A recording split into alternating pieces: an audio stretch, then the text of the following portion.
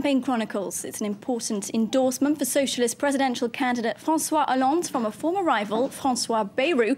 The centrist candidate who came fifth in the first round of the election says that he will be voting for the socialist on Sunday. He had some stinging criticism for the incumbent President Nicolas Sarkozy for what he described as a sharp turn to the right.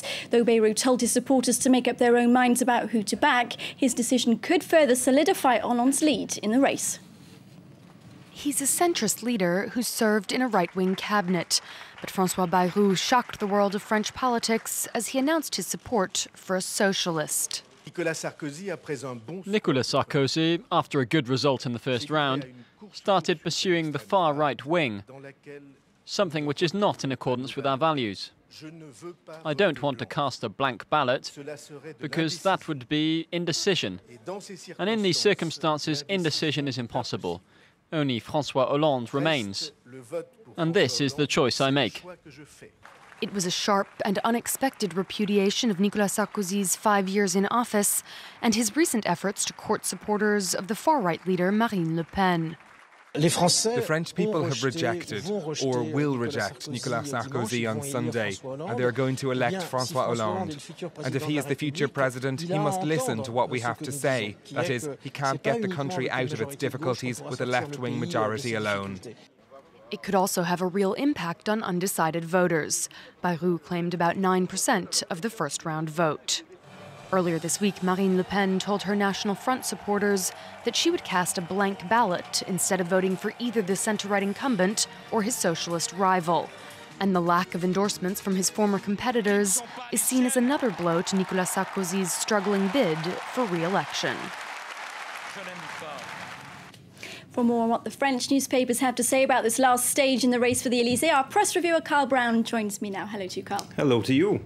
So, well, obviously, as we heard in the report there, François Bayrou is now a key figure. I mean, his 9% that he got in the first round, obviously he wouldn't have anticipated being at the center of the second round, or perhaps he did. It was only in the late hours of yesterday that he waited until the last minute to lay it on the line, tell everyone, tell the country that he's going to support Hollande after all. And this endorsement will be ringing in the ears of Nicolas Sarkozy.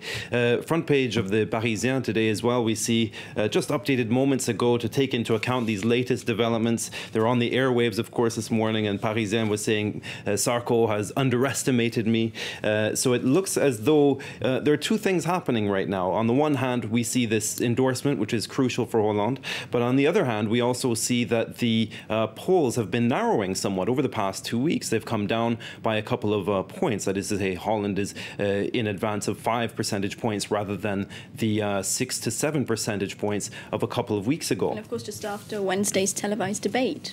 Now, that's exactly what happened. The polls were published after the debate, so they took into account, to a certain degree, perhaps, the debate, although that in itself is debatable, because, if you'll forgive me, because, you know, people have had to digest all the post-mortem coverage of the debate itself. Now, of course, the polls did not take into account Bayrou's revelations, and so this will be interesting to see if there's time for another poll result before the election itself, but of course it's on the day that we have to wait.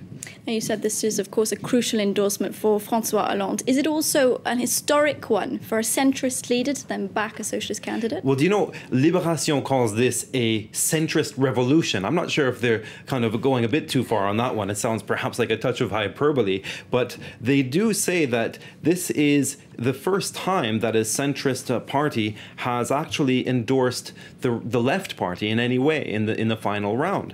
And traditionally, the centrist party has always endorsed the right in accordance with a broadly moderately right political landscape. Now, this is interesting because, first of all, it's a shift in policy for the centrist party, and it might change the landscape in general. But secondly, it's a real rebuke to Sarko for having endorsed some of the far right enthusiasm for issues like immigration, for border security, really issues that have they've moved right to the center of the debate. And Bayrou said straight out that he finds it all very unpleasant.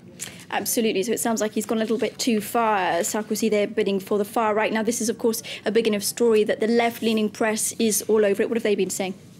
Well, Libération has gone from, covered, as we saw earlier with the front page coverage of the Bayrou quote. And they also go on to say, if you'll forgive me, I'm going to move on to a former socialist contender. And that is Libération's other story, which they've tucked away. And that is DSK.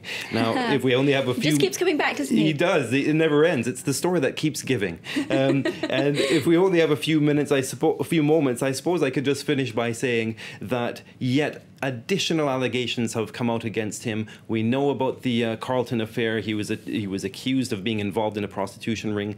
It's emerged that they're investigating possible charges of rape as well. So bad news indeed for DSK. And obviously, there's been no mention of him by the socialists, and perhaps for good reason. No, he's a bit of the elephant in the room. Thanks very much for that, Kyle. Now, as Kyle was mentioning there, both Sarkozy and Hollande have been doing the rounds on the French radio this morning as the campaign concludes. Let's listen to them both now, starting with the president, who's answering to claims that he's behind in the polls because he only announced that he would run in February. I am the French president. I have campaigned for 3 months with an energy unseen in my whole political career. Do you think I could do that for 6 months, both as president and as a presidential candidate? There's my career and then there's France. I've made that choice and I stick by it. I hope for a clear victory. I say that not to force people. I may not win. I'm still humble before Sunday's voters.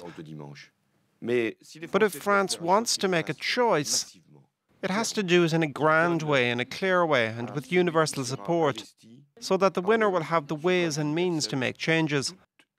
So don't make this a narrow victory, otherwise the winner will struggle from day one. François Hollande on RTL Radio, and that's all the time we have for this edition of Campaign